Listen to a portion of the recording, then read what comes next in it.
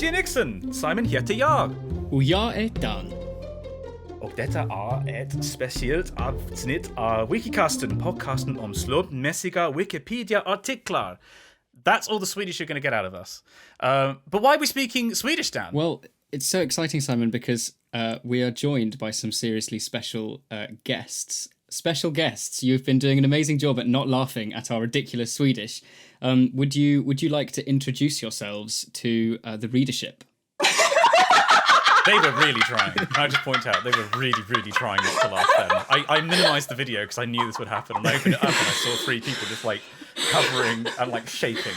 So yeah, thanks for that. I appreciated the effort. Sorry. It was a really good try, I think, for not having any... Yes.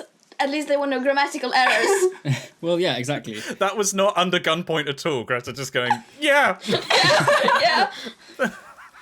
Yeah. So the Swedish Wikicast. Who are you, lovely people? My name's Isabelle. I'm a climate activist in Stockholm, Sweden. Yeah, I guess that's what we need right now. Yeah, my name is Greta. I'm also a climate activist from Sweden. And my name's Erik, and I'm a climate activist from the Netherlands. Well, you're part Swedish. Wait, hang on. Which is the Netherlands, Alaska? Yeah, on my notes here sorry. said that you're actually coming to us from Alaska. Yeah, so I was born in the Netherlands, but I'm currently in Anchorage. Ah, Right. I see. I see. And you have an article for us, as is tradition for the Wikicast. Yes, the article for this week is Boops Boops. Amazing. Can we have that once more? Because I thought I heard something and I thought, no, that can't be right. The article that we're going to be reading this week is called Boops Boops. Yeah, that's what I thought you said. Yeah, perfect. Great. So tell us about said boobs. Boops Boops, commonly called the bogue, is a species of sea bream native to the eastern Atlantic. Its common name in most languages refers to its large eyes. See. Eyes. Refers to its large eyes. Got it. Great. Boops, boops. I mean, this is brilliant. Stupid fish.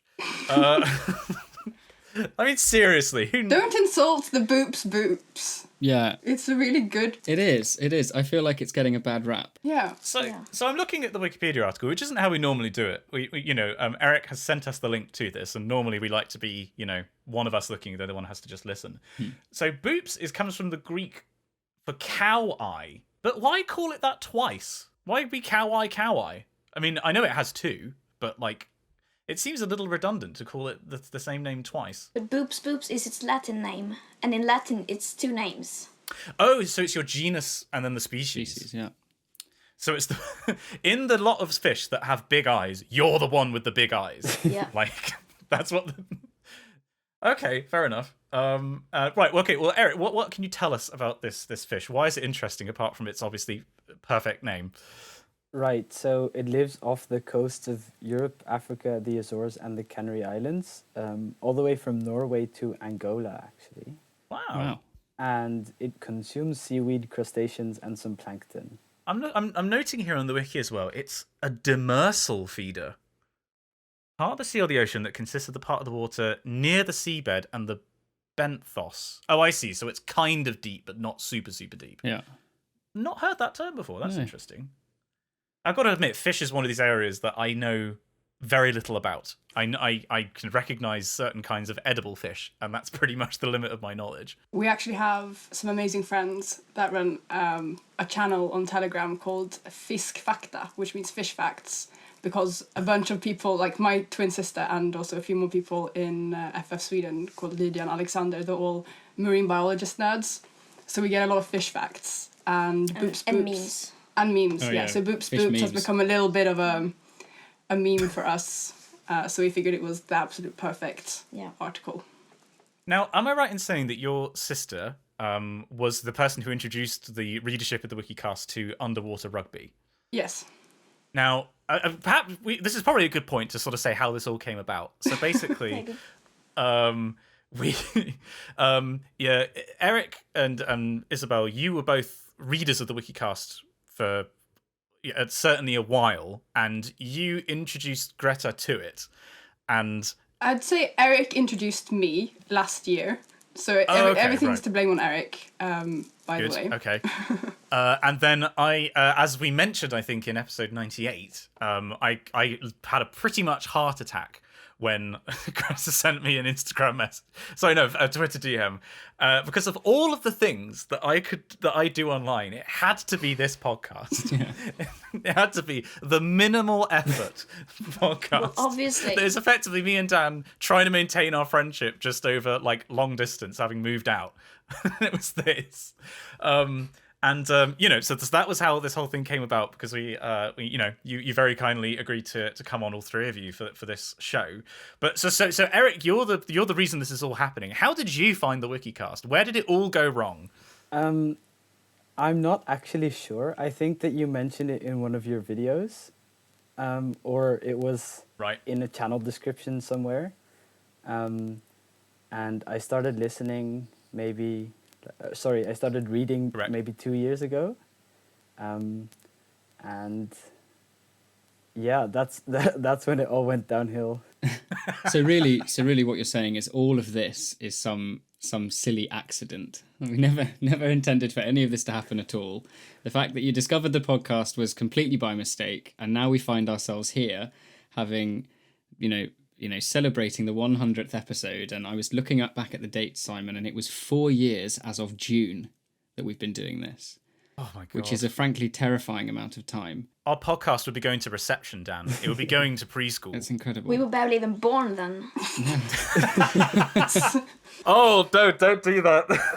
It's when I talk about like when I was at school, and because like I've started volunteering with Scouts recently, and like talking to the kids about, I started school then, or talking. The one that really got me was talking about, me and the other leaders were talking about like remembering 9/11 happening, and all these kids were like, no, that was before I was born, sorry. And like moments like that where you think, oh no, I'm old. Every now and then, Simon we'll be chatting, and I sort of I don't think of you as old as you are. I mean, mentally I'm about 12. Yeah, I didn't mean that. I realised that what I just said sort of didn't sound very nice at all. I didn't mean it to sound like that, but I think because we sort of live together and we're at university together, I sort of think that we're just sort of occupying the same little snippet in time. But really not, actually, not at all. I mean, I say this as someone who's getting stressed because I'm turning 25 next 25 year. Next Good grief. year, I know, which is ridiculous. That's so old. I know, it is, Greta, it's so old. I just turned 20 and I was having a crisis about that because Erik's like, how old are you? Like 17? Yeah, I'm 16 still. Wow. You are half my age. Nearly half my... It's terrifying. Okay. But anyway, the Wikicast is 4, Yes. and the mistake dates back about 2 years. I mean, that was... I feel like we're possibly not going deep enough. I feel like that was one domino in the chain, was Erik finding the Wikicast. I mean, before that, Mr. Cast inventing the podcast was probably the previous domino back, and then, multicellular life evolving. It was all a big mistake. I mean, none of this was meant to happen. Yeah, the Big Bang, none of this was meant to happen. But here we are. Everything is connected. Illuminati. It's all the butterfly effect. Yeah, I think the biggest mistake was when Boops' ancestors went on land. Oh, he's a professional. He brings it back to Amazing. the article. Look at that seamless transition. Fantastic. I mean, I would say you've done this before, but I know you've done this before because I listened to I, dear listener, got to listen to some of the the pilot of the Swedish Wikicast. You talked about Lake Juicy, if I remember rightly. Yes. A good solid Swedish article. A good lake. Very good lake. A very good lake. A very based lake. But you know what's a great fish, as Erik says, is boops. What? It's can you eat boops? Oh my god, you can. Is it any good? But do we want to eat boops? That is Yeah, I the real don't know. question. I mean, I don't anymore. I don't eat fish anymore. I should point out, but it looks like I have no idea. How can you tell if a fish is good to eat based on what it looks like? I don't think you can. It looks like a fish. I'm sorry that I'm not subscribed to fish facts. It looks the very Telegram small. channel. It does look tiny. How big is it? That's a good question. They can reach 36 centimeters, which is like big. That's quite big. Wow. Yeah, that was bigger than I thought. It looks really small on the photograph. Yeah. Yeah, the photo looks tiny. In the following sentence, it just says sex determination in the bogue is unclear. What does that mean? Yeah, I was reading that bit. Is it like the eels? Oh no! Don't start with the eels. Oh, I feel like I need to know more about fish facts to engage in this podcast now. So it goes on to say on this bit of sex determination, it has variously been described as a rudimentary intersex organism with a few intersex individuals, or a protogenous intersex with individuals starting out life as females and some becoming male later on. Oh, It's a bit like the dinosaurs in Jurassic Park. or like prawns. To really bring this conversation up to an academic level. Bogue, by the way, I looked it up, is apparently another name for like sea bream that's in this area. But it's also a nautical term, to fall off from the wind or to edge away to leeward, which is a weird one. Oh, and there's another sentence here that absolutely wins the award for most disgusting sentence on the page, which says, when cleaned and pan-fried, broiled or baked fresh, they are good tasting, but when stored, their gut flora soon spread unpleasant flavours to the flesh. Yum. Their farts permeate their flesh. Yeah, basically. Is what you're saying. Yeah. Which is just lovely. And then it leads on to a section on parasites. So maybe this isn't the sort of fish we want to be eating. Sounds like a delicacy to me. Well, no, hang on. Swedish people and fish, right? You have delicacies to do with what is it? Herring, Surströmming. Surströmming, yeah. Yeah. Surströmming. right? So what is that, and why is it a delicacy? It is not a delicacy. I guess some people think it's a delicacy. I don't think it's a delicacy. I think they're faking. They're faking it. Yeah. It's fermented fish. Yeah. Isn't it illegal to eat indoors or something? No. No, but it should be. I think it's Yeah. illegal to like transport on airplanes or something like that. Fine. I guess because of the pressure, maybe, and of the smell, of course. Yeah. Well, yeah, you're just trapped in a metal tube with a rotting fish. Yeah. Like, We're pretty safe from that one as people who neither eat fish or fly. So Yeah. Yeah, that's true. yes. I was forced to eat it once at a family gathering in Sweden, and it was not very nice. God. Is it one of these things that's like you're not a proper Swede if you don't like this kind of thing? I think that's maybe for the older generations. probably younger people don't care. My mum, when she first came to Sweden, she said that she had to she tried to prove herself by saying that she liked surströmming more than Big mistake. my dad's family. So she ate like a bunch of surströmming, even though it tastes exactly like it smells, because she's like, I'm just as Swedish as you are, even though she's Swedish now. She's got Swedish citizenship now. That's But, determination. Yeah. So what are the other things that you'd have to be, as a young generation, what do you think are the things that you have to do or to like to be Swedish? Oh, we have to be able to say Tjenixen for one. Tjenixen. What's that? What's that? You said it in the beginning of the podcast. Oh! I wrote it down phonetically. I got it, I passed it through Google Translate and then wrote down a phonetic thing. So that's of course why I didn't recognize it. Okay, So right. is it a greeting or something, or a... Like, tjena mors, like, Yeah, it's yo, like, what up? No. yeah, it's the cool way of saying hello. Oh, right. The cool way of saying hello. Cool way, yeah. Yeah. Because I did Duolingo in Swedish for a little bit, and it was always because it's like your basic Swedish. It was like hey, Yeah. Man eats apple. yeah, Yeah. or kvinne ett äpple or something like that. Yeah. You say hey if you're boring. Right. Hey. And I know you say ursäkta Ursäkta. if you want to apologize. Yeah. That's excuse me. The one other person who I know who's Swedish is Rithian from the Oxcast, and I remember when I met him, I was so proud of like learning a couple of words, and he was like, to be honest, if you know how to say like excuse me, you'll be fine in Sweden. Yeah. No. Like- Yeah. But it's even less than that. Just say.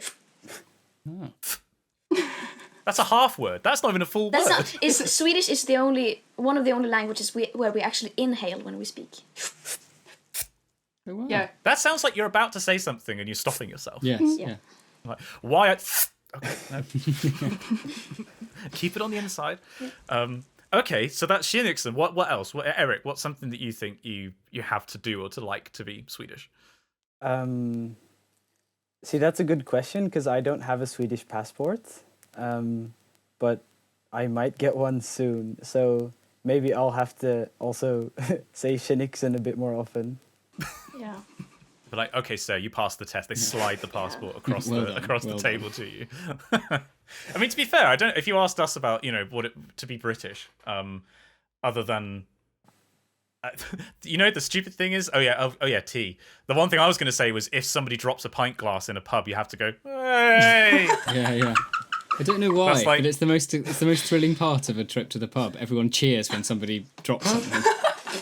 Literally, when it happened for the first time, when I went for a drink after the pandemic, and everything started opening up, and I first heard like a pint glass being dropped, it was such joy to be like, oh, I get to do the thing, That's very funny. That's one of the most British things you can do, I think. Holding That and doors complain about the open for weather. too long. That's a thing that I'm bad at. So if I'm coming up a set of like stairs from a food shop or something, and I get to the top, open the door, and look behind me, and somebody's just started the stair, I'll be like, oh well, I'm here now. That I can't go, and you just got to you've gotta stand do and that- stare them down, waiting. You got to do that awkward half smile. Yeah. You're just like, okay. Yeah, and that little half jogging, it's so painful. Yeah. Oh yeah, you don't move any faster. I just want you to know that I'm making a bit more of an effort. Like, I'm not full on running. And it's probably not actually that helpful, certainly to be the person who is holding the door, because you're just putting undue pressure on the other person to try and, especially if it's like an older lady or something, and she's trying to race up as quick as she can. Yeah. In my school, we actually have a contract where people have to sign, where it says, don't hold up doors to people who are far away. They don't want to do the round, so don't. Oh, right. Wow. That's the way to do it. See, that would never, in England, we'd never be able to do that. We'd get too stressed out, I think. Just the concept of being like, but I'm so it's ingrained in me. It's like when somebody comes over and you have to offer them tea. You have to do it. I've got to be overly polite. How else are they We're supposed not to know overly that, polite. Yeah, in Sweden, it's coffee. Yeah, and we also don't talk to each other. No. If you don't know, so like you don't know your neighbors, you don't talk to them. If you see them in the hallway or You outside, smile at them and say, Yep, bye. And they think she was going to say something, but she stopped herself. Okay. no, I that's say, fine. and he looks a bit down like, Yeah, you just do an awkward nod, and then that's the entire conversation. I think I'm going to start doing this inhale sort of thing. I think we should try and bring it over to these hallowed isles. It's going to be like fetch. We're going to make it a thing, Dan. We are absolutely going to make a thing. Sorry. I love how this podcast, you can never really... We started out with a bloody fish, for goodness sakes. And now we're just inhaling randomly. Yeah. Right, well, is there anything else that you think we should know about this fish, Eric? Otherwise, Dan, it's your time to shine. It is. But Eric, anything? Go ahead, Dan. Oh, fine. no, I have something. Oh, go ahead, Greta. Fire away, Greta. Go. Boops, boops. Boops is the sound you make when you touch a dog's nose. Yes, True. it is. True. And in that sense, this is the We purest have to of animals. acknowledge that, yeah. We do. Yeah. Boops. I would do it with my cat, with Jasmine. I would introduce you, but she's probably under my bed. But she I don't know if this is just her or if it is a cat general thing. Whenever I try and do it, she makes that kind of like scrunching up face and disgusted look. She's like, "How dare you? Like, what are you doing?" And I feel like it somewhat robs the joy of doing it to a dog, because a dog is just always like, "Oh, friend, hello." This is very Like- this is sort of unwittingly tying into another major part of the podcast, which is here we go. the cat and dog dynamic. I was up in Oxford for a few days as on a sort of mini break after my exams and sort of de-stressing, and I managed to see my dog at home for a bit. And Greta, I can assure you, one of the first things I did was the boop, just to make him know that I was sort of back. And it went. Dogs love it, I think, whereas I think a cat, just not really into it at all. Whereas we now have to ask the question that I am slightly scared to hear the answer to: is of the Swedish Wikicast members, who here prefers cats and who here prefers dogs? So who prefers dogs? Please say it's none of you. You can't do that. It's all. Damn, they're all team cat. No.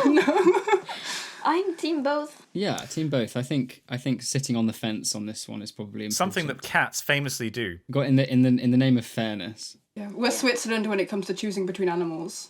Yeah. Not to be confused with Sweden. Separate countries. Yes, very, Almost. very different countries. Both beautiful, I'm sure. I'm definitely Team Cat, though.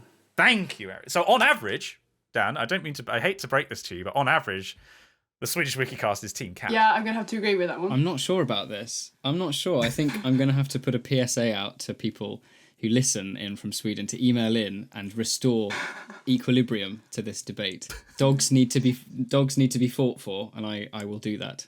I will actually. I want it to be equal, so I'm gonna choose dogs just to balance things out here. Okay, and then I'm gonna recreate the tension and say that if I had to buy a dog or a cat, I would choose a cat. Adopt, obviously. How dare you? Oh no. This is the. I like how it was all completely equilibrium, and then all it took was for Eric to be like, oh, maybe cats actually, and suddenly chaos.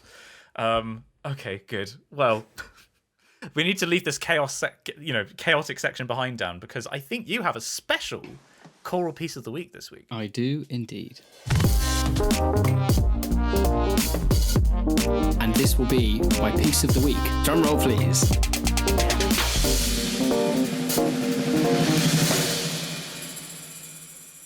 So I was thinking about my choral piece of the week, and I wanted to try and make it fit into something that was vaguely on brand. And so it's called Boops Boops, and it's by... It's a piece by the Swedish composer Jan Sandström, and it's called Es ist ein Rosensprungen, which is based on... Det är en rosutsprungen. Exactly. And it's based on a piece by Michael Pretorius, who is a German composer, and it's a very, very sort of old Protestant hymn, I think.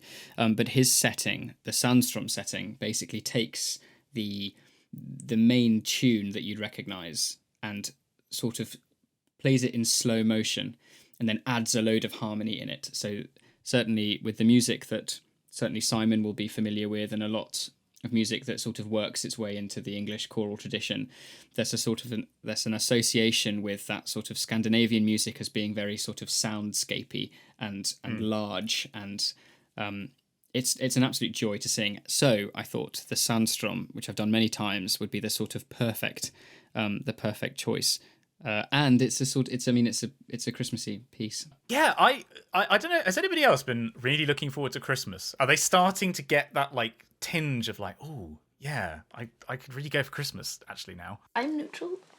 Neutral, like cats and dogs. Yeah. Okay, it's all going to start neutral. I don't want to create tension again. Yeah. I know people feel very strongly about Christmas and when it's the appropriate time of start listening to Christmas music. So I'm gonna just stand back. Stand back. I mean, I've been definitely not doing this in public. I'll have like my headphones in and be like, if I'm listening to something, I'll just like hide my phone screen, because I have actually listened to the Sandström quite recently. But like other stuff, like I just had a sudden urge to listen to like Muppets Christmas Carol music, and you know, not going to do that in public. That's not quite until funny, December. because we had a discussion in my house or apartment a few days ago when my mum and my brother were talking about, maybe we should do Christmas.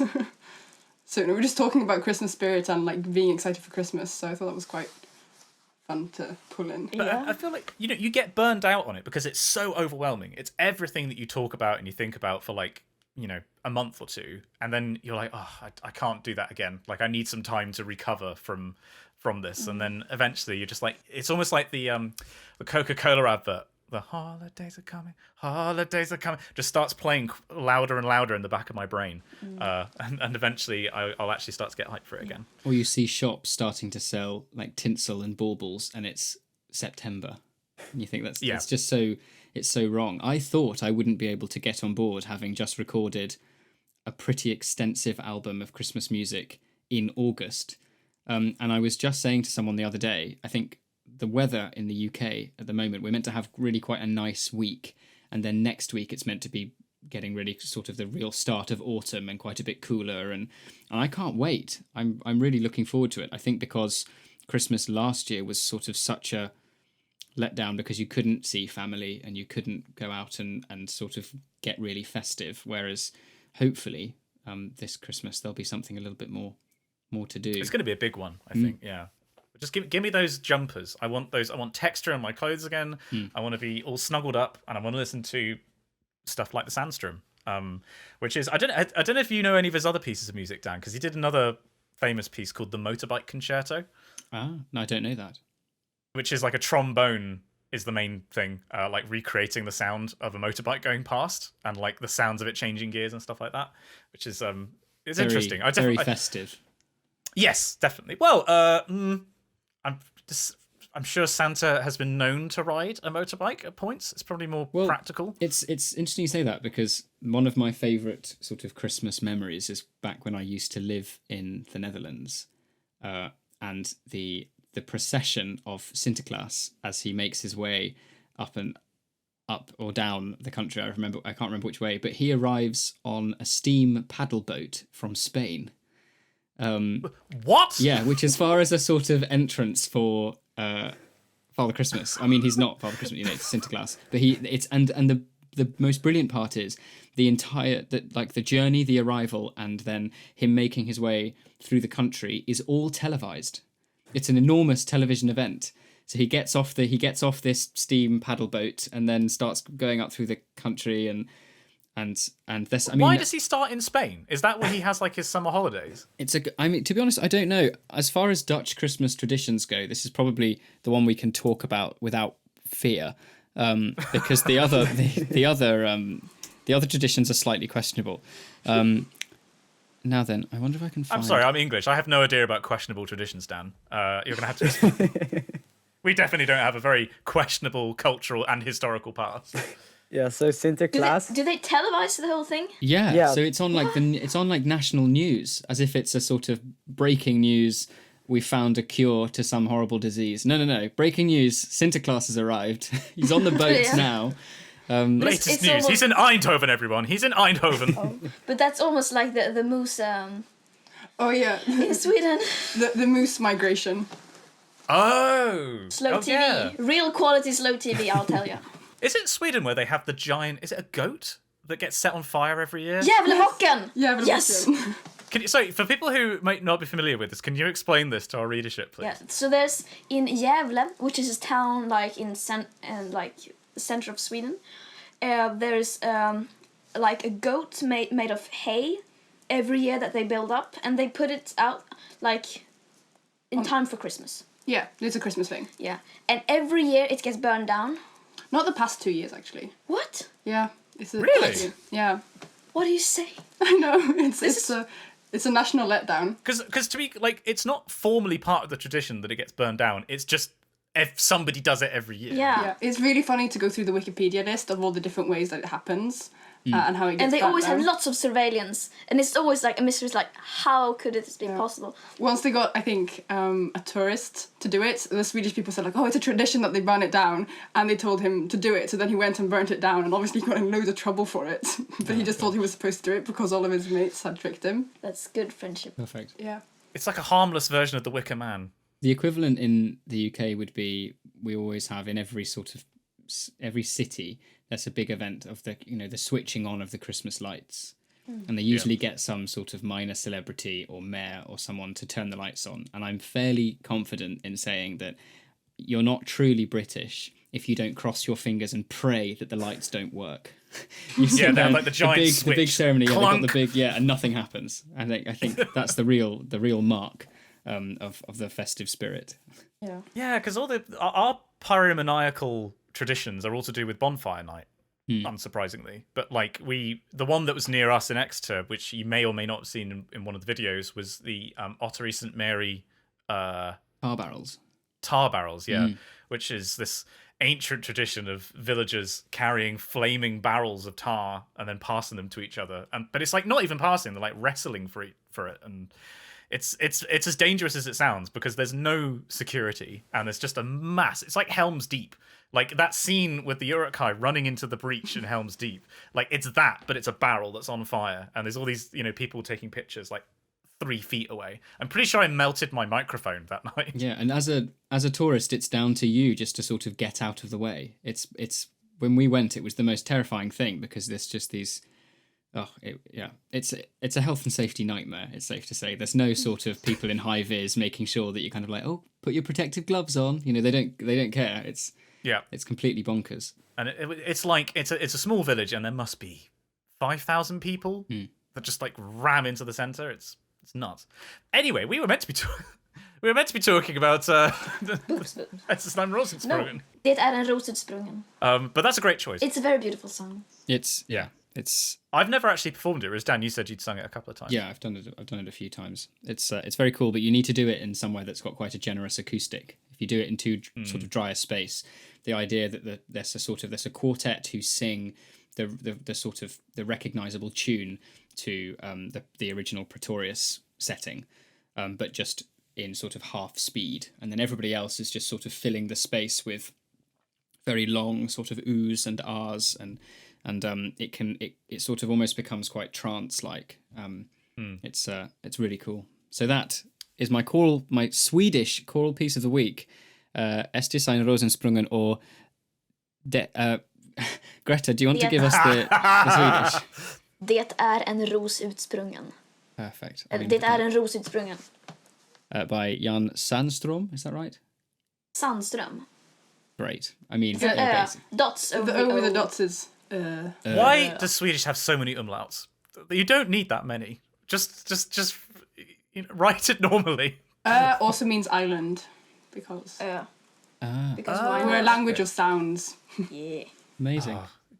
I just feel so inadequate. And or, which is the A with the ring on top, is also... River. It's a stream, I think. Or river. Wow. Yeah. And then but that's not a word, that's just a sound. Yeah. So it's very sort of like rooted in nature, I guess, then, right? And that sort of, or not. That's the poet trying to find meaning where there is none. Well, Swedes will maybe say that, but I don't know how connected to nature we are anymore. Oh wow. If only there was somebody we could ask, somebody who is Swedish. No, that's. I think we'll stop the linguistic analysis of Swedish here and move on to Critics Corner.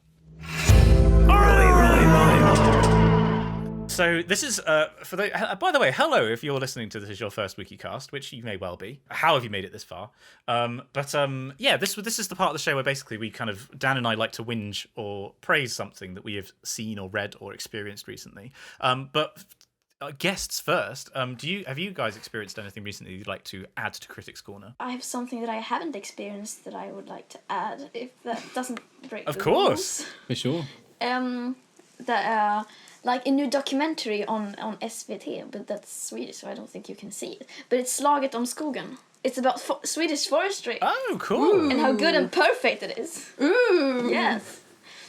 Because Sweden, like, how much of Sweden is like it's obviously a huge country, but what fraction of it is like inhabited? Is it basically just around the edges that people actually live, or is it and like lots of forest in the middle, or is it pretty evenly spread? That depends on who you ask. Yeah, I think we've got, the major cities down south and a few up on the edge up north. But the rest of it isn't. It's like smaller villages. But I don't know how much forest I want to say we have left. Fao would like to say we have like 70% forest, but it's definitely not, because that also includes like all of the clear cuts and the monocultural plantations that we have. So. Oh, for stuff like pine, I guess. Yeah. I've probably got a Good fair stuff. bit of Sweden behind me, actually, in my IKEA furniture. Sorry about that. But I mean, is that the thing that people bring up mostly when people talk about Sweden? Is it IKEA? Yeah. And the meatballs. And the meatballs, yeah. Oh yes, of course. Also ABBA. Of course.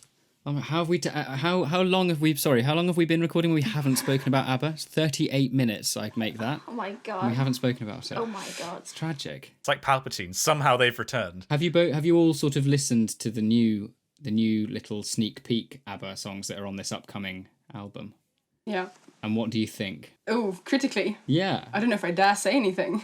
Well, I think because they've sort of pre-released two, haven't they? Mm-hmm. And there's a sort of upbeat one, which I think is quite good, and then there's another one that I don't think is that good. It was really boring. It was. It wasn't super, but I'm holding out. I like how you know hope for exactly the one that he's talking about as well. Yeah, Like that's that we don't talk about that I'm one. holding out hope for the actual album. I think it should be Yeah. pretty good. Yeah. Maybe. 'Cause I mean, in general, I like some of the ABBA songs, but I wouldn't say it's my normal music style. So it makes sense that they weren't my favorite songs in the world. Yeah. Well, we're in Critics Corner. What are all three of your sort of respective music styles. If Bering, just before you give the answers, if you don't all say choral music, I will leave. I'll just go. I'll break down in tears and leave. Definitely choral music. Years of academy training wasted.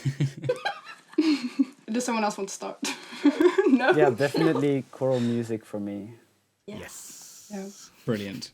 I'm very eclectic, but I must say, I think Miserere was one of my most listened to songs last year, so Nice. there's a fair bit. But which recording, Isabelle? Which? The Tenebrae one. That is the correct Thank answer. you. Very good.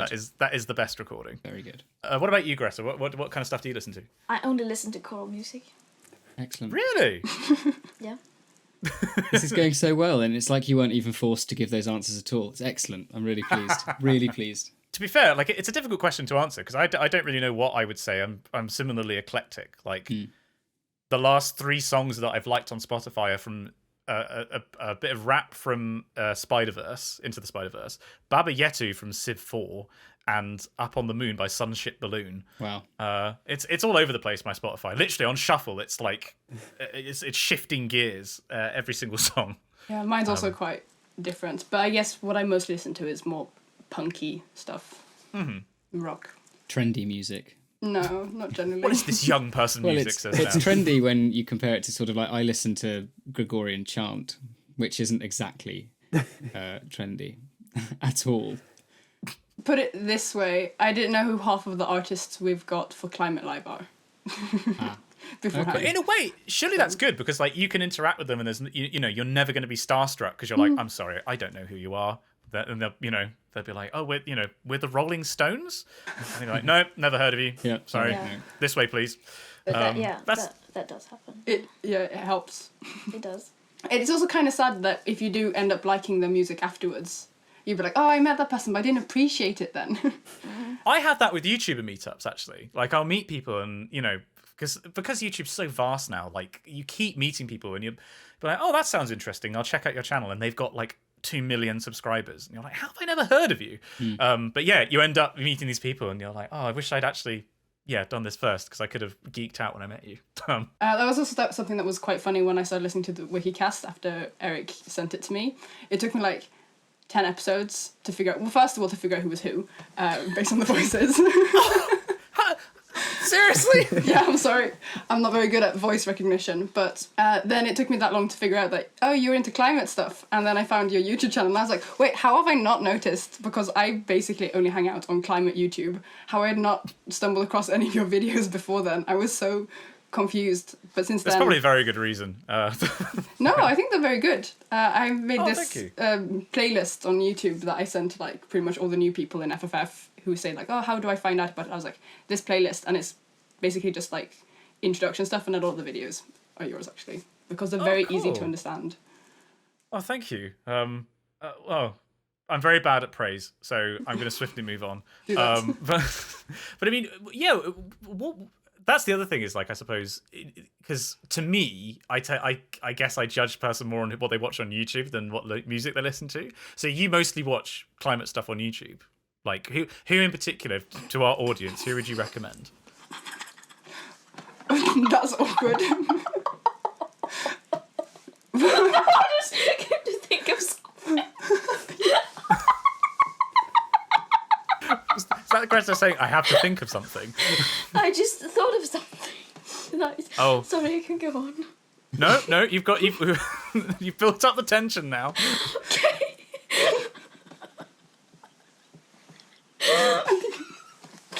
Okay, so the things I watched on YouTube, last things I watched on YouTube was I can remember I can't speak. I very rarely watch YouTube, but the last 2 things I watched was, first it was Rick Astley's Never Gonna Give You Up in 10 hours on loop. Was that a deliberate choice, or was that, or were I you was gonna rickrolled? try how long I could listen to it before dying. And how long did you actually manage? I don't know. I had to. It turned out she did in fact give him up. Yeah. I did, and then it was also taking the Hobbits to Isengard 10 hours on loop. So what we've learned from this is that Greta exclusively watches 10-hour-long videos on YouTube. Amazing. Yeah, you gotta step up your game. Yeah. God, I've got to up my game. I really do. What can I do for 10 hours straight? Okay, and Erik, what do you watch on YouTube? The last video that I watched is a video by Vsauce about chairs. Oh, that was recommended to me the other day. I still need to watch that. Yeah, it's like do chairs exist or something? yeah, 40 minutes about chairs, basically. You're really selling that as a video. Yeah. You can hear the excitement in your voice. It's 40 minutes about chairs. It's amazing. Chairs, it's basically that, yeah. Everything you need from a YouTube video. Absolutely. I'm gonna watch it. Yeah. I'm actually... How many videos have I watched today? Like, I realised when they... you know how, like, in the app, it gives you how much you watch, like, per day? It was around my PhD, I was watching, like, 7 hours of YouTube a day. It was a bit of a problem. I've only watched like 20 things today. That's fine. But mine are all over the place. The most recent thing I watched a bunch of was a bunch of clips from Good Will Hunting, which is research for the new video. Fantastic film. It is. It's a really good film. And then a bunch of... I went for a sea shanty phase last night. I remember this. Yeah. I bloody love a good sea shanty. Why They're not? very nice. When I was travelling back on the train and also up on the train to Oxford, I made the mistake of, well, it didn't start as a mistake. I watched the original Pirates of the Caribbean film again. Fantastic. Great B and movie. thought, actually, you know what? It's really good. I really liked it. The mistake happened when I thought, I'll watch all the others as well. And they just get worse and worse and worse. So much so that I watched the most recent one, and I ended up just sort of, I was watching it on my phone, and then and sort of just my phone went blank, but the audio was still going in a headphone, and I just fell asleep and didn't pay any attention to it whatsoever. That is the level of how gripped I was trying to watch this terrible thing. Apparently they're doing another one, but it's not going to have Johnny Depp in it. What's the point? I don't know. To quote our friend Lily Draper, what's the point? I don't understand it at all. I mean, I'd argue that the music peaks in the third film. I actually wrote I think that was the thing I listened to most when I was writing my book.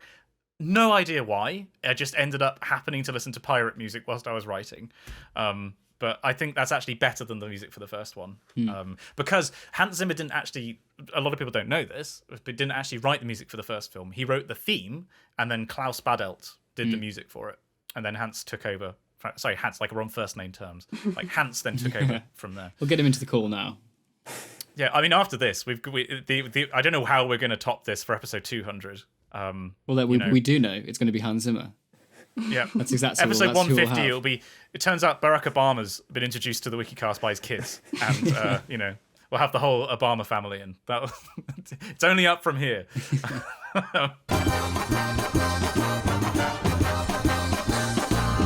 Top lad. We interrupt this podcast to let you know that some lovely people have made it possible and have paid for our hosting and for our editing, and do so at patreon.com/thewikicast. But Dan, how does this work? Who are these people? These people are loving, generous, wonderful souls who give a small amount of money every month to ensure that this podcast can sort of survive and keep on going. It pays for our hosting, pays for our editors, and without it, we would be nowhere. You can either give $1 or $5 a month, and if you choose that $5 category, you can subscribe to the lofty heights and sunlit uplands of either Top Dog or Top Cat, where we say a special, particular thank you to you. And I'm going to kick off, if I may, with the supreme pet of choice, Top Dogs. So without further ado, can I say an enormous thank you to Michael Gustafsson, Martin Narciso, Sam Harvey, Elspeth, Ben Caples, Josh Chiaga, Henry VII, King of England and of France, Lord of Ireland, Aaron Carey Augustin, Adrian Chan, Naf Laroche, Hasse Hansen, Aaron Jorgensen, Lexi at Front Desk, Eve Sharples, Alistair Fortune, Peter Reed, Maggie, Colin J. Brown, Codzo, Ben McMurtry, Jay Wright and Eric Bolliger. Thank you so much. How many top dogs have you got now? 22.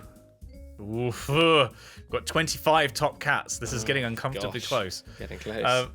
Well, I would like to thank the true superior choice. I'd like to thank the top cats, and those are Miko Cipolla, Jerry Moore, Nathan Flaherty, Ultra Piggy 123, Violet Hatch, Abu El Ella the Physics Boy, Simon P, Jack Easton, Izzy CC, Nafi Iftikhar, Christopher Betterton, Dame Valerie III, Layla Medina, Oliver Craigie, Will Janice Humphreys, Rents Kirk, Oliver Burkhart, Omar Miranda, Cole Mansfield, Princess Andromeda, Choco Cat, Bendant, Isabel Ostrowski, Matt Maguire, and the one and only Dan Hanvey.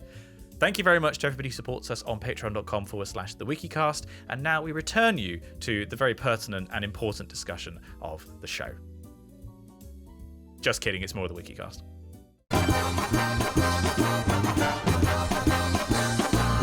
Top lad! The one thing that I wanted to sort of briefly mention in Critics Corner was a video game. I don't know, do you guys play many video games? I played Tetris. Nice. I mean, a classic. It counts. A classic. I actually, that's won't have come out by the time this comes out. I'm working on a Tetris-based video, which I don't want to spoil, but it's Tetris-based. It's one of these projects where, like, most of the time when I make a video, it's like, what is the ultimate objective here? What is the learning objective? And sometimes I'll have a video idea that I'm just like, I just want to do this. I just think it'd be cool. And this is one of those. But anyway, yeah, I've been playing a fair bit of Humankind recently. And I don't know if, Dan, you've seen any of this. I think so. The name certainly rings a bell. It's like the new Civ. It's like a 4X. That's the Civ killer. It doesn't sound good when you say, I've been playing some Humankind lately. Yeah, and I've lost hope, frankly. Evil mastermind. I've abandoned the save. They can't be brought back from this. But no, it's interesting because it's like your typical empire builder where you expand, you build cities, you build units, but between each era of the game, you change the civilization that you're playing. So you start out and you pick a culture, like you'll pick ancient Egypt or the Assyrians or Persia or something. And then depending on how you want to play in the next bit of the game, you might pick for, say, the medieval period, you could pick France or I think Sweden is in there, but it's like the early modern period, so like Gustav Adolfsson, like kind of era. But like, yeah, it's interesting which cultures it picks because it can be a lot more specific. Like, I've got a Ghanaian friend, and Ghana is in the game, and I remember saying this to him, and he was like, "Hang on, when?" And it turns out there is like a specific golden age in like Akan in that bit of like Western Africa that they're representing by it. So it's different to Civ in that it actually gets into a bit more detail, which I really like. Although I've played maybe 20 hours of the game and I don't understand it still. I feel like I'm just a monkey pressing buttons, and sometimes I get the reward, but I get like the little bit of fruit that comes through, and other times nothing happens. That's me playing anything else than Sudoku on my phone. Random buttons and hoping for the best. I can't remember the last time I played a video game. It was probably World of Warcraft. It probably was, but I haven't had any time with all the lore and more lore and more lore. He means he's studying. Like, for readers at home, he doesn't mean that he's running from the law. Yeah. I'm on the run. Yeah, no, it's crazy. I'm about to go into my last term. This sort of works as a critics review because it'll be easy for me very soon to review the GDL course offered by the University of Law because it's nearly done. That's been so quick. It's been so quick. Like, and then I've got one more year as my sort of LPC solicitor training, and I'm doing a master's at the same time because I'm a maniac. and then that's it. So basically what I'm saying is it will be another year and 2 months till I'll be able to play a video game again. Big sad. What have you got one lined up? Are you like, I don't know. I think I'll probably it's going to be World of Warcraft with probably, Erik having with Erik having mentioned Tetris. I haven't played Tetris in ages, and I used to love it. I used to play it all the time. So I think maybe Tetris is going to be the sort of return, the big celebratory return. You realise this is like saying to somebody who's on death row, like, what do you want as your last meal? And them just going like, Toast. Yeah. That was weird. Yeah, it was weird. We do this quite a lot, where we'll sort of be able to finish each other's sentences. There we go. Very good. You thought I was going to say sandwiches, didn't you? Yeah, I did. I sort of hoped you would, but never mind. The mind games. Get out of my head, Charles. Yes, we do this kind of frequently. It's part of like the creed, one body. Sorry, no, 2 bodies, 1 mind. But like toast for your last meal. Or when I asked Pixel Girl, like, if you could have any car in the world, what would you have? And she thought for a bit and was like, a Volkswagen Golf. Like, oh, slow down there. Yeah. Like, don't be afraid to dream a bit bigger. Someone asked me what I wanted for my birthday today, even though it's very early. And I was like, salt? Salt. Salt. Yes, herbal salt. Oh, I was going to say, watch one of my Twitch streams. I've got enough salt to power you for the rest of your life. Like, that's the first time I've ever heard of anybody under the age of about 60 requesting salt. Yeah, but you have no idea how much salt she puts in her food. Like, Okay. I'm sat there and I'm like, how do you eat that? Greta, are you a sort of salt? Are you a salt connoisseur? Does it have to be like really good salt? No. Just It any just has salt. to be salty. It has to be Yeah. really salty. But it's like, there's things that you need. And I was like, salt, or maybe I like a dish brush, Yeah. toilet paper. Like, Useful I'm things. gonna Essentials. need to buy them anyway. It sounds like you're planning for an expedition. Like, salt, toothbrush, toilet paper, 5 huskies, sled, Some thick nothing socks. special. Yeah, a tent. a map to the North Pole. Socks are always appreciated as well. Oh, absolutely. Dumbledore said it best, but like you know, as an adult, you never buy them for yourself, and it's always like a genuine like, oh, thank you, I actually really needed some socks. Nordic socks. Nordics. I've got salt on the brain now. Nordic socks are the future. This was my sort of discovery. So much so. Look at these for good socks. Aren't they amazing? Oh, put them away! wow. Oh, I put them love away, them. Dan. They're brilliant. Wow, I love those them. are very pretty.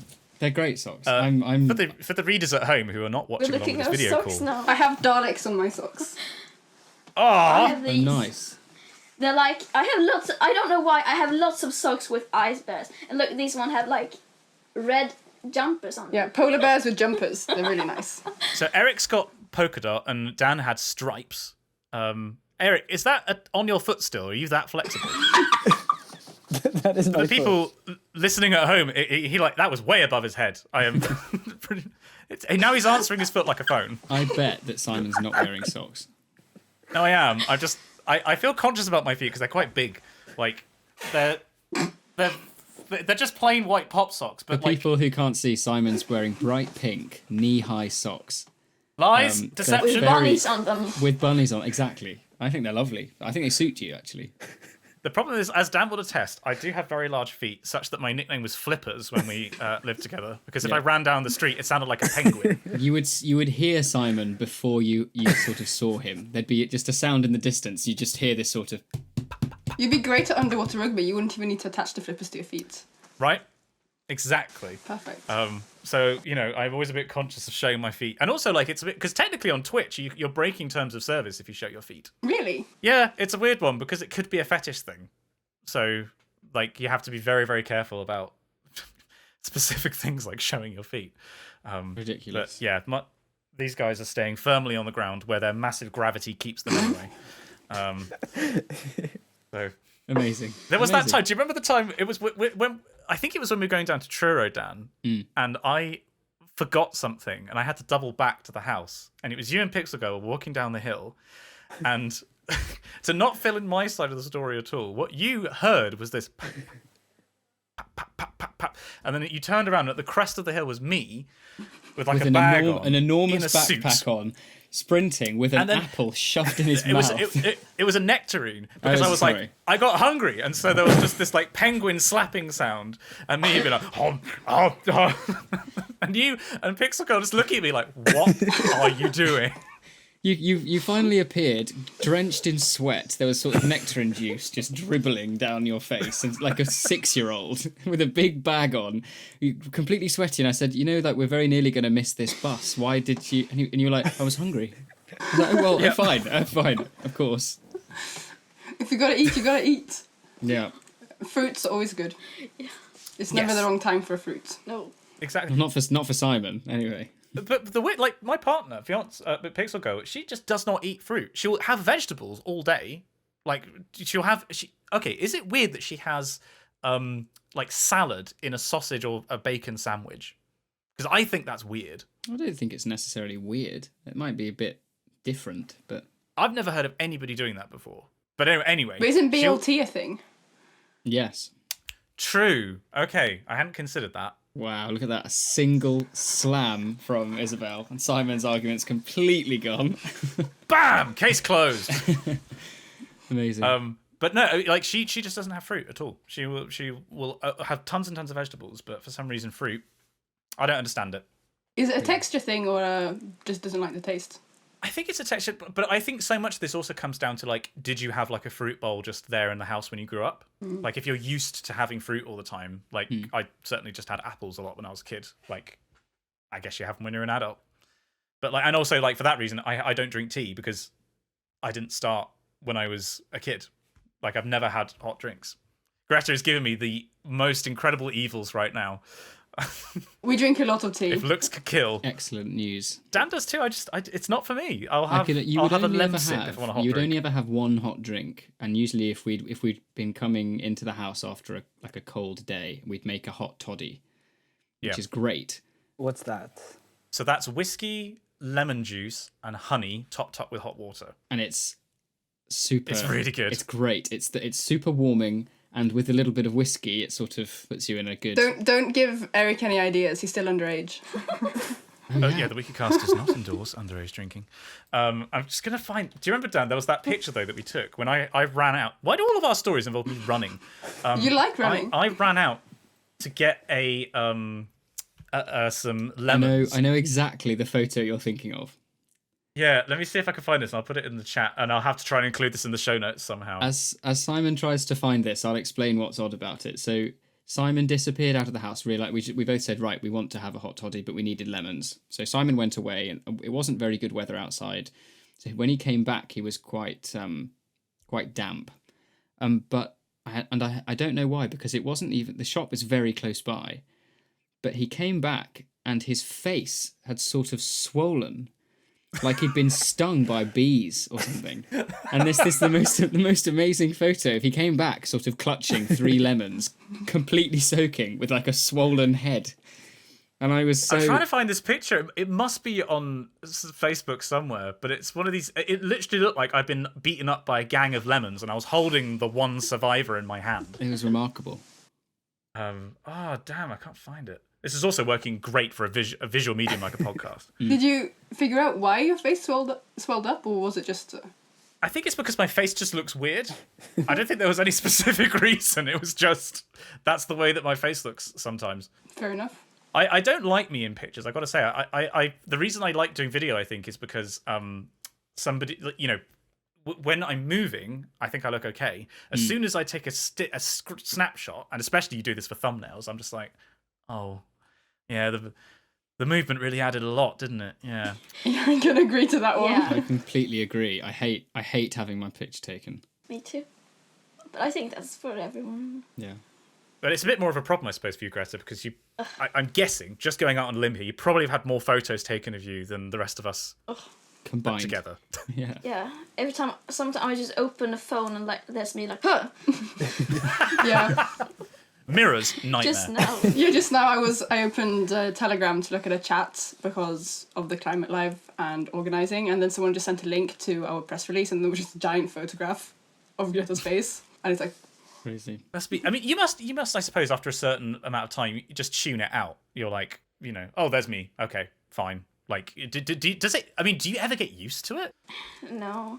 I caught myself talking about me in like a third person. Oh, really? Yeah. Because I've sort of disattached myself from it, which I guess is a good thing. But it's like, yeah. I feel like you'd have to. Otherwise, like, you just go mad. Like, you can't think of, you know, Greta as the person that goes up on stage or is on, you know, there's street art of you in Bristol, you know, that somebody's done, which looks amazing. But, like, I feel like you have to be like, that's not me. That's the version of me that people see on stage. Like, because I do it to a much lesser extent on YouTube. Like, when people meet me in public, it's like, you know, they're saying how much they like the videos and it's nice to meet you. And it's like, okay, this is great. But, like, I don't think you know me. You know the image of me that you've gotten used to from videos or what have you. And it's I feel like that's a natural defense mechanism. Yeah, they know the idea. Do you do that when you do editing as well? Like, as in, sort of keep out the bits that I think are too me. No, but like, isn't it weird to listen to yourself when you're editing? Yeah, to be honest, I probably do to an extent be like, oh, it's this idiot again. Right, okay. Like, it's just the guy who looks and sounds like me. And then, Yeah. but also I've done it for so long now. I've been making videos for 10 years and I've edited something like 500 videos now that like, it's just sort of, you speed through that process very quickly. Yeah. But at the same time, I'm also very protective of it. I wouldn't want to outsource. I don't like the idea of outsourcing my editing to someone else because I want to make sure they don't see me making mistakes and like doing the same line 20 times because I can't pronounce something properly. It's a weird one. Yeah, when I see interviews of me sometimes, when I don't actively look at them, but when like they're playing in the background or something, like I just cook dinner and apparently I hear my voice on the TV or something, then I get so angry because I do like grammatical errors and like, shut up! Like, no, it's not supposed to be like that. Like, what are you saying, you stupid idiot? Yeah. You sort of you can't sort of self-edit as you do it, and then No. you listen back and go, "Oh God, that was awful." Yeah.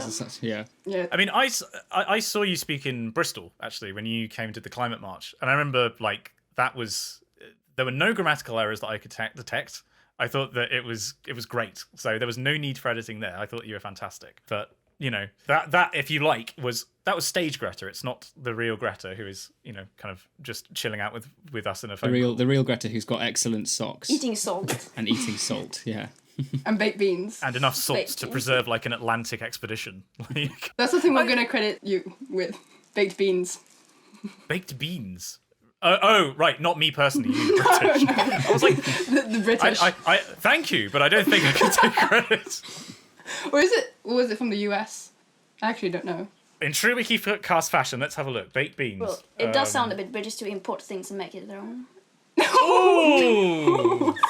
She's got salt and she's got shade. I mean, it's true. I wandered around the Ashmolean Museum in Oxford a few days ago, and they had an amazing exhibit on ancient Egypt, and it was incredible to see these things. But I felt so uncomfortable that they were there. Do you know what I mean? It felt so wrong. The secret ingredient is crime. It's just mad. It's just a load of really wealthy Brits who went on a grand tour, or multiple grand tours, because you could go through various exhibits. So there was one on ancient Egypt, there was a Chinese and Japanese one, and then a sort of antiquity, Greece and Rome. And you'd look at the little sort of information plaques and things, and it would be kindly donated by Sir Henry so-and-so. And you know that this guy, over the course of 15 years, just went travelling and paid people to take stuff. And probably, or in many cases, probably didn't even do that, just sort of took them. And now they're on display, and it's an odd thing. It's the Pitt Rivers Museum in Oxford that's that to the nth degree, because that's the anthropological museum, and it is just these labels of this was collected from such and such a place, and it's like, I'm pretty sure I know what that means. Yeah, like this was collected by force. Incidentally, you were right about baked beans. Baked beans originate in Native American cuisine. Oh. And are made from beans indigenous to the... Can't talk either today. And are made from beans indigenous to the Americas. It was adopted and adapted by English colonists. There we go. There we go. They were just adopted and adapted. Oh, look at this great thing that we've invented. Yeah. And also Heinz, which is, definitely beans means Heinz, is an American company. Oh. It was in Pennsylvania. The more you know. Guess it's just the beans on toast propaganda that got to us. Yeah. But also, it's part of a fry up, part of a British breakfast.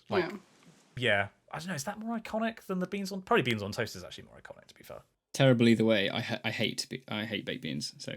Ah, you're a bean hater. Yeah, I'm a bean hater. If they're on the plate, I'll eat them because if I'm hungry. But I don't think I've ever bought a tin of baked beans. She'll eat them straight out the can.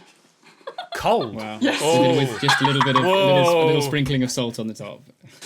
No, not there. That's too far. That's too far. I I have my too limits. I have limits. I see. Do you like drinking orange juice after brushing your teeth as well? Or is it like you're just like putting yourself through food-based torture? Who eats cold beans? Lots of people in the Fight's Future, apparently. Wow. Yeah, I can't stand them. I think they're absolutely disgusting. But here we are. Speaking of disgusting, do we have any emails from our readers, Dan? Can I add something to the Critics Corner? Of course you can. Because I was on the internet last week and I was reading the quasi-geotrophic influence of the polar stratosphere Oh, on the God. troposphere. Yep. Yeah, Simon knows It's a what page this turner. is. Yeah. I have to admit, I haven't read the whole thing, but I really liked page 14. Hang on, let me go on my website. Now, do you know what I'm referring to? We had a nice laugh about this. Oh, God. This doesn't sound good. Wait, why did I find it on my website? I've got the literal file on my computer. Apparently I'm a peanut. Is this the quote that I've chosen to use? Yeah, I really like the quotes. Yeah, all of the quotes in my thesis, for the readers at home, all of the quotes in my thesis are specifically science fiction spaceship captains. So Solo H is Han Solo from Star Wars. I felt like that was an appropriate way to start off the thesis with, I've got a bad feeling about this. So I didn't go any further into it, but do you have any nice Star Trek quotes? Yeah, there's a Picard one for sure. Nice. There's also a Doctor Who, which I was like, how do I cite Doctor Who? So I've gone with Dr. T. I thought that was the kind of the closest approximation. So the next one was Malcolm Reynolds from Firefly. I haven't snuck any of these in the book, I'm ashamed to say. Yeah, Jean-Luc Picard. There is a way out of every box, a solution to every puzzle. It's just a matter of finding it. Wow. Nice. Which is chapter 3. And I think, oh yeah, there's another one. There's a Janeway quote as well, which is like, success has been in short supply recently, which is on my results chapter. That's a good quote. I guess the equivalent would be in a law essay, me working in Harry Potter quotes or something, which I now really want to do. I've got a research project due in January. You I should. have a Harry Potter quote right up there above my window. Oh, fantastic. What does it say? Soon we must all make the choice between what is right and what is easy. Dumbledore. Nice. Dumbledore's full of those. Does anybody else immediately think of that meme of Dumbledore? Do you know the one I'm talking about, Isabelle? Maybe? There's There's a lot of Dumbledore memes. It's that specific quote going, Harry, you must choose between what's easy. It's between what is right and what's easy. Yeah. Right now, I'm both. Just to zoom in on his face. Yeah, zoom in on Dumbledore's face. Amazing. Memes have ruined me. I can't take things that are genuinely heartfelt and beautiful and not think of the associated auxiliary meme. So, sorry, that's a good one to have over. The one that I'd probably have above my door would be, oh God, Dan's probably going to correct my Latin here. Is it temet nosce? Know thyself? Is that right? I think that's right. It's from The Matrix. It's what's over the Oracle's door. Yes, yeah. Sorry, I'm not very good at Latin. Dan is very much the Latin one of the two of us. That's okay, I don't know any Latin either. I'm all right. I'm not very good because yeah, but yes.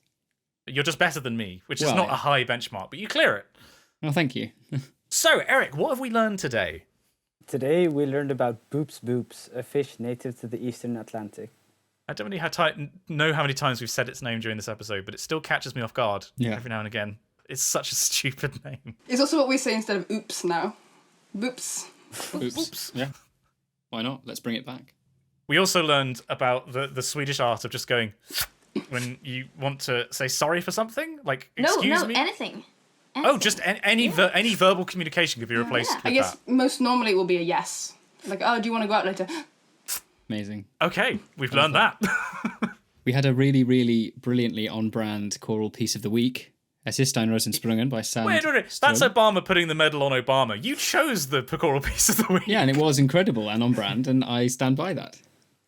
We talked about the English being colonizers and stealing things. We did. That's always we did do that. always a good subject to Shocked and reminisce appalled. on. Yeah, and then we talked about Simon's feet. We did. And his incredible pink knee-high socks with bunnies on them. I cannot stress enough how much of a lie this is, audience at home. Fortunately, that's all for this week's episode. Don't forget to subscribe to us on your podcasting service of choice. You can like us on Facebook, and if you'd like to see our faces, check out our YouTube channel, Spongy and Electric. The weirdest fish names you can find, your favourite socks, and other thoughts on the show can be sent to us at spongyelectric@gmail.com. We'd love to hear from you. Thank you, Eric, Isabelle, and Greta, for joining us for the podcast. It's been amazing having you, and I can't quite believe this has happened. The Swedish Wikicast is going to go down in the halls of fame, I'm sure. Yeah, thank you for inviting us, and join us again for another tumble down the wiki rabbit hole. And we'll see you next time.